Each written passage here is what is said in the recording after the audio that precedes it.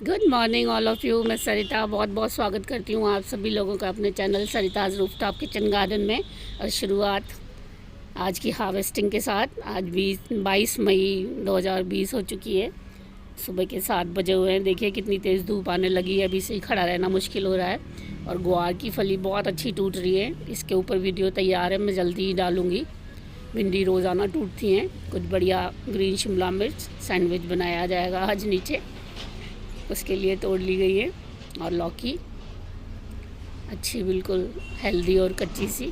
तो ये आज की हार्वेस्टिंग दिखाने के बाद में आज का वीडियो का टॉपिक अगर आपको बताऊं तो बनाना पील फर्टिलाइज़र के बारे में आज हम बात करेंगे। किस तरह से इसको बनाया जाता है और इसकी क्या क्या खूबियाँ हैं, क्यों ये आपके प्लांट्स के लिए, अगर आप ऑर्गेनिक तरीके से उगाना पसंद करते हैं तो एक बहुत ही ज़रूरी खाद है। तो बनाना पील जितने भी आपके पास उतरते जाएं, कोई ज़रूरी नहीं है कि एक साथ ही सब डालें, धीरे धीरे भी इसमें डाल सकते हैं अपन। थोड़ा सा धो लें उनको शुरू में, जब भी केले के छिलके उतरें, और इस तरह से पानी में भिगो के रख दें। थोड़ा सा इसमें है ना बायो एंजाइम भी डालती हूँ मैं, जिससे ये अपनी पूरी खूबियों के साथ तैयार हो सके। बनाना पील फर्टिलाइज़र की अगर हम बात करें तो हमारे जो प्लांट्स को चाहिए होने वाले जो मैक्रोन्यूट्रिएंट्स होते हैं, नाइट्रोजन, फास्फोरस और पोटाश, उनमें से पोटाश की कमी को बहुत शानदार तरीके से बनाना पील फर्टिलाइज़र पूरा करता है। पोटाश की ज़रूरत को बहुत अच्छे से पूरा करता है। किसी भी और ऑर्गेनिक मैटर से ज़्यादा पोटाश बनाना पील फर्टिलाइज़र में मिलता है। और ये देखिए फ्री में बिल्कुल तैयार हो जाती है और हमारी एक बहुत बड़ी ज़रूरत पूरी कर देती है।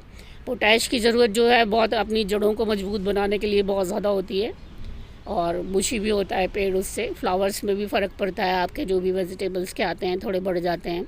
तो पोटैश बहुत ही ज़रूरी चीज़ है एक तरह से, आगे बढ़िया बीज बनने में भी काम आता है ये।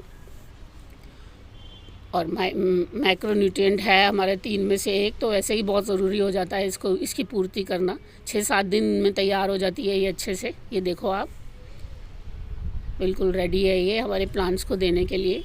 तो जैसा कि मैंने आपको बोला, अकेले बनाना पील फर्टिलाइज़र से भी अगर आप रेगुलर बनाते हैं तो पोटैश की ज़रूरत आपके प्लांट्स में पूरी हो सकती है। बहुत ज़रूरी है, मैं बार बार आपको कह रही हूँ, क्योंकि ऑर्गेनिक जो अगर हम लोग उगाते हैं अपने प्लांट्स को, तो थोड़ा सा हमारे पास लिमिटेड सोर्सेज होते हैं अलग अलग तरह से। पोटैश के अलावा इसमें अगर मैं बात करूं तो सोडियम, कैल्शियम छान के ले लेंगे इसको। सोडियम कैल्शियम की मात्रा भी बहुत अच्छी होती है इसमें। मैग्नीशियम भी बहुत अच्छा होता है इसमें। तो कई माइक्रो न्यूट्रिएंट्स की ज़रूरत भी पूरा करता है ये। इसको छानने की ज़रूरत पड़ेगी हमको, ऐसे नहीं ले सकते हम इसको। पहले मैं सोच रही थी कि ऐसे ही ले लेती हूँ, पर कई बार ना अगर आपका ज़्यादा दिन हो जाते हैं तो छोटे सफ़ेद सफ़ेद से कीड़े दिखने लग जाते हैं इसमें, जैसे कि आपको दिख रहे होंगे शायद। तो छान के ही लें तो बेटर है हम, क्योंकि इसको बनाए हुए मुझे कई दिन हो गए हैं।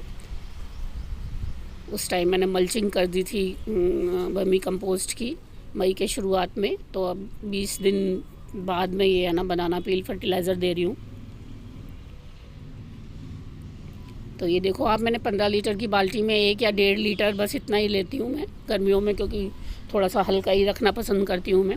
1-1.5 लीटर ये छान के डाल के और उसको तैयार कर लूँगी पूरी बाल्टी भर के मैं, और सब प्लांट्स में देती जाऊँगी अपने में।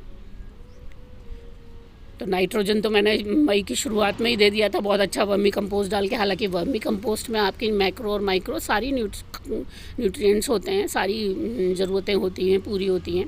पर फिर भी अगर है ना नाइट्रोजन उसमें बहुत ज़्यादा होता है, जैसे अगर वो माने तो पोटाश के लिए मैं अब ये 20 दिन बाद ये दे रही हूँ। मई में मैंने आपको बताया था कि मैं बिल्कुल खाद कम कर देती हूँ। तो ये बिल्कुल लाइट सा बना के, और अब मैं बनाना पील फर्टिलाइज़र डाल दूँगी अपने प्लांट्स में, तो पोटैश से भी रिच हो जाएंगे। और फॉस्फोरस के लिए भी हम लोग कुछ करेंगे 10-20 दिन बाद, और क्योंकि वो भी बहुत ज़रूरी है आपके लिए, एक है ना न्यूट्रिएंट होता है आपके प्लांट्स के लिए, क्योंकि वो आपकी फ्लावरिंग और फ्रूटिंग पर असर डालता है सीधे सीधे।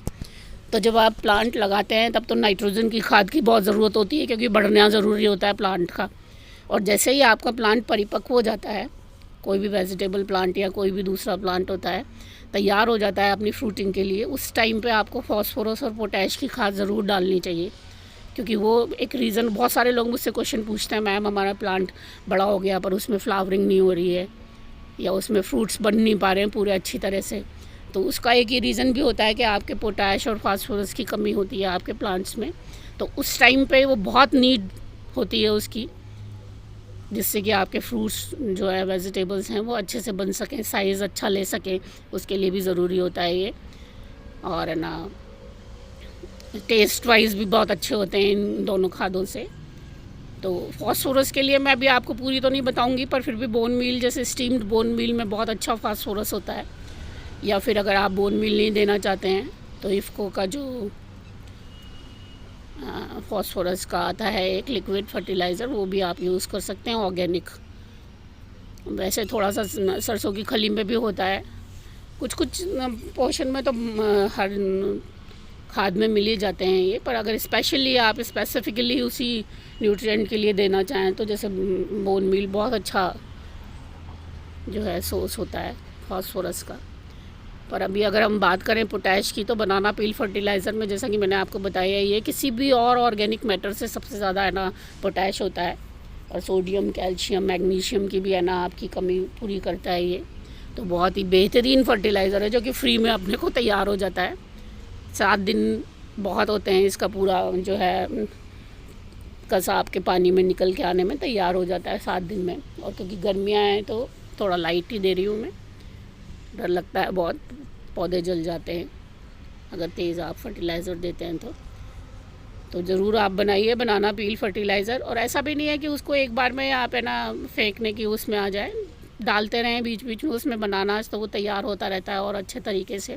और बायो एंजाइम मैं इसलिए ऐड करती हूँ कि जो भी चीज़ आप अपनी मिट्टी में दे रहे होते हैं वो पूरी तरह से उसके गुण अपने अंदर अवशोषित कर सके, इसके लिए बायो एंजाइम बेस्ट होते हैं। क्योंकि आपकी वो न्यूट्रिएंट ऑब्जर्वेशन की जो पावर है वो बहुत अच्छी कर देते हैं मिट्टी में। मिट्टी जो भी आप फर्टिलाइज़र दे रहे हैं उसको अच्छे से निचोड़ पाती है प्लांट्स के अंदर, प्लांट्स अपने अंदर निचोड़ लेते हैं उसको। तो उसके लिए मैं बायो एंजाइम ज़रूर डालती हूँ। और बायो एंजाइम के तो वैसे भी बहुत ज़्यादा फ़ायदे होते हैं, मैं एक बार फिर से वीडियो बनाऊँगी उस पर। तो इस तरह से आप जो है बनाना पील फर्टिलाइज़र को अपने प्लांट्स में यूज़ कर सकते हैं और बहुत ढेरों फ़ायदे ले सकते हैं इसके। बहुत ही यूज़फुल फर्टिलाइज़र है ये, ज़रूर दीजिए अपने प्लांट्स में इसको। उम्मीद करती हूँ ये आसान सी चीज़ तो हम लोग अपने प्लांट्स के साथ कर ही सकते हैं। बहुत बहुत धन्यवाद आप सभी लोगों का मेरे साथ बने रहने के लिए। नमस्कार।